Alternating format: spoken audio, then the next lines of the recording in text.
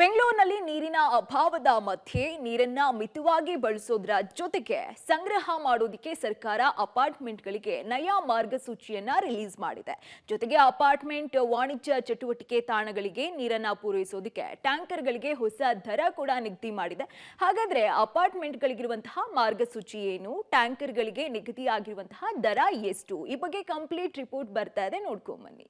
ಬೆಂಗಳೂರಲ್ಲಿ ಜಲಕ್ಷಾಮ, ಅಪಾರ್ಟ್ಮೆಂಟ್ ನಿವಾಸಿಗಳಿಗೆ ನಯಾ rule. Tanker ಮಾಫಿಯಾಗೆ break ಹಾಕ್ಲಿಕ್ಕೆ ಟ್ಯಾಂಕರ್ ನೀರಿಗೆ ಹೊಸ ದರ ನಿಗದಿ. ಬೆಂಗಳೂರಲ್ಲಿ ಕುಡಿಯುವ ನೀರಿನ ಸಮಸ್ಯೆ ಬಿಗಡಾಯಿಸ್ತಾ ಇದೆ. ನೀರು ಪೂರೈಕೆ ಮಾಡಲಿಕ್ಕೆ ಜಲಮಂಡಳಿ ನಾನಾ ಕಸರತ್ತನ್ನ ಮಾಡ್ತಾ ಇದೆ. ಈ ಮಧ್ಯೆ ಮಾಲಿನ್ಯ ನಿಯಂತ್ರಣ ಮಂಡಳಿ ಮತ್ತು ಜಲಮಂಡಳಿ ನೀರಿನ ಬಳಕೆ ಮತ್ತು ಮರುಬಳಕೆಯ ಬಗ್ಗೆ ಅಪಾರ್ಟ್ಮೆಂಟ್ಗಳಿಗೆ ಹೊಸ ಗೈಡ್ಲೈನ್ಸ್ ಅನ್ನ ಬಿಡುಗಡೆ ಮಾಡಿದೆ.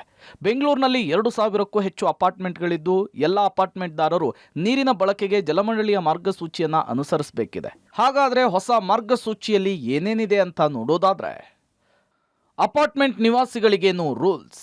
ಅಪಾರ್ಟ್ಮೆಂಟ್ನಲ್ಲಿ ಕನಿಷ್ಠ 50% ಸಂಸ್ಕರಿಸಿದ ನೀರನ್ನ ಮರುಬಳಕೆ ಮಾಡಬೇಕು. ಸಂಸ್ಕರಿಸಿ ಉಳಿದ ನೀರನ್ನ ವಾಣಿಜ್ಯ ಚಟುವಟಿಕೆಗಳಿಗೆ ಬಳಕೆ ಮಾಡಬೇಕು.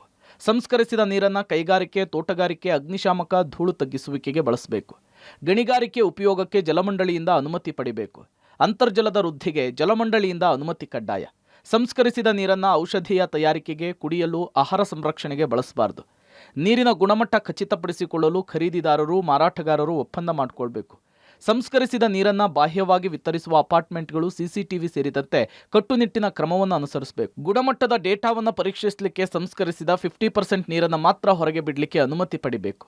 ಮರುಬಳಕೆಯ ನೀರನ್ನ ಸಾಗಾಣಿಕೆಗೆ ವಾಹನ ಅಥವಾ ಟ್ಯಾಂಕರ್ ಮೇಲೆ ದಪ್ಪ ಅಕ್ಷರದಲ್ಲಿ ಮರುಬಳಕೆಯ ನೀರು ಅಂತೇಳಿ ಬಳಸಬೇಕು. ಇಷ್ಟಲ್ಲದೆ ಅಪಾರ್ಟ್ಮೆಂಟ್ ಮತ್ತು ವಾಣಿಜ್ಯ ಚಟುವಟಿಕೆಯ ತಾಣಗಳಿಗೆ ಹೆಚ್ಚೆಚ್ಚು ಕುಡಿಯುವ ನೀರಿನ ಅವಶ್ಯಕತೆ ಇದ್ದು, ಈ ಹಿಂದೆ ಸರ್ಕಾರ ಟ್ಯಾಂಕರ್ಗಳಲ್ಲಿ ನೀರು ಪೂರೈಕೆಗೆ 6,000 ಲೀಟರ್ಗೆ ₹600 ನಿಗದಿ ಮಾಡಿದೆ. ಈಗ ಅಪಾರ್ಟ್ಮೆಂಟ್ಗಳಿಗೆ ಮಲ್ಟಿ ಆಕ್ಸೆಲ್ ಟ್ಯಾಂಕರ್ಗಳ ಮೂಲಕ ನೀರು ಪೂರೈಕೆಗೆ ಅವಕಾಶ ಕೊಟ್ಟಿದ್ದು, ಮಲ್ಟಿ ಆಕ್ಸೆಲ್ಗಳ ಮೂಲಕ ನೀರು ಪೂರೈಕೆಗೆ ದರ ನಿಗದಿ ಮಾಡಿದೆ. ಜಲಮಂಡಳಿ ಸುಪರ್ದಿಯಲ್ಲಿರುವಂತಹ 200 ಮಲ್ಟಿ ಆಕ್ಸೆಲ್ ಟ್ಯಾಂಕರ್ಗಳ ಮೂಲಕ ನೀರು ಪೂರೈಕೆ ಮಾಡಬಹುದಾಗಿದೆ. ಅದರ ದರ ಹೇಗಿದೆ ಅಂತ ನೋಡೋದಾದ್ರೆ, 16,000 ಲೀಟರ್ಗೆ ₹12,100, 23,000 ಲೀಟರ್ಗೆ ₹15,400, 30,000 ಲೀಟರ್ಗೆ ₹17,900. ಜಲಕ್ಷಾಮದಿಂದ ನೀರಿನ ಅಭಾವ ನೀಗಿಸಲಿಕ್ಕೆ ಸರ್ಕಾರ ನಾನಾ ಕ್ರಮವನ್ನು ಕೈಗೊಳ್ತಿದ್ದು, ಈಗ ಅಪಾರ್ಟ್ಮೆಂಟ್ಗಳಿಗೆ ಹೊಸ ರೂಲ್ಸ್ ಜೊತೆಗೆ ಟ್ಯಾಂಕರ್ಗಳಿಗೆ ದರ ನಿಗದಿಯಾಗಿದೆ. ಆದರೆ ಇದನ್ನು ಯಾವ ರೀತಿ ನಿರ್ವಹಣೆ ಮಾಡ್ತಾರೆ ಅನ್ನೋದನ್ನ ಕಾದು ನೋಡಬೇಕು. Lokesh, public TV, Bengaluru.